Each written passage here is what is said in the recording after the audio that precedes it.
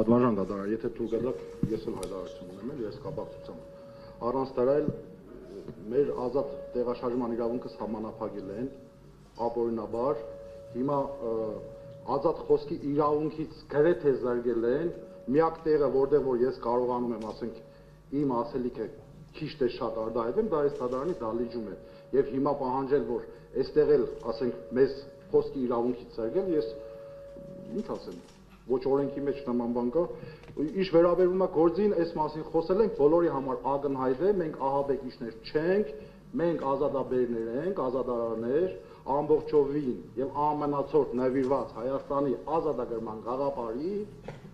եւ ուշ թե շուտ վստահաբար ասում եմ, Աստծո ողորմածությամբ եւ օրհնությամբ մենք լուծելու ենք մեր առջեւ դրված խնդիրը